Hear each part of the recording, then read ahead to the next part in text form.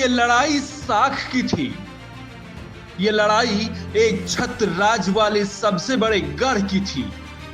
ये लड़ाई किसी जमाने में आजम खान की तरफ से खड़े किए गए सियासी सल्तनत की थी, जहां दावा बड़ी जीत का था, जहां सिर्फ साख ही नहीं बल्कि उस ताकत के प्रदर्शन की भी चुनौती थी जिसके बलबूते रामपुर की सियासी जमीन पर सपा जीत की ताल ठोक रही थी, जिसमें कभी बीजेपी आ गई तो कभी सपा आ गई, लेकिन अंतिम दौर में बीजेपी के रथ के रफ्तार के आगे विरोधी दूर दूर तक नजर नहीं आए। 27 महीनों की एक रात के दुखों का अगर बदला देना चाहते हो तो 23 तारीख को कोई अपने घर में बैठना मत। सूरज कितना ही तपिश क्यों न उगल रहा हो, मेरी कोई माँ, कोई बहन, कोई बेटी अपने घरों में मत रहना। आसिम राजा की फतह हक की फतह।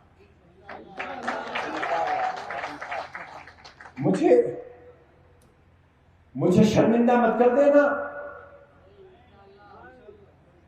मेरे मुंह पर कालक न लगा देना, मेरी जिंदगी को मुख्तसर मत कर देना।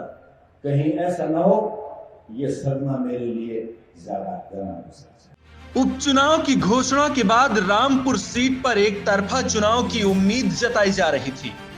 इस लड़ाई में सपा के आसिम रजा भले ही चेहरा रहे हों, लेकिन ये जंग सीधे आजम खान की मानी जा रही थी, जिसे आजम खान करीब 37,000 से अधिक वोटों से गंवा चुके हैं। रामपुर की सीट पर हार भले ही सपा के सिंबल की हुई हो, लेकिन वास्तव में यह हार आजम खान की खुद की मानी जा रही है। आजम खान के गढ़ रामपुर में बीजेपी ने सिर्फ बड़ी जीत ही नहीं दर्ज की है, बल्कि उस भ्रम को भी तोड़ दिया है जिसमें कहा जाता था कि मुस्लिम बाहुल्य इलाकों में बीजेपी जीत दर्ज नहीं कर सकती।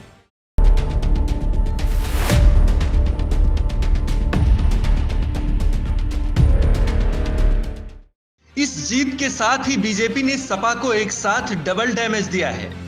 वो इसलिए क्योंकि आजम खान का रुतबा उत्तर प्रदेश में अकेले बड़े मुस्लिम चेहरे का है, जिन्हें बीजेपी ने उनके ही गढ़ में मात देकर बहुत बड़ा झटका दिया है, जिसके बाद आजम खान के सियासी भविष्य पर सवाल खड़ा होने लगा है। इसके साथ साथ अखिलेश, आजम खान और सपा के बीच मिठास पर भी कई सवाल खड़े हो रहे हैं। Bureau report, daily insider. UP और देश दुनिया की तमाम ताजा तरीन खबरों के लिए गूगल प्ले स्टोर से आज ही डाउनलोड करें हमारा तेजी से उभरता न्यूज ऐप डेली इंसाइडर।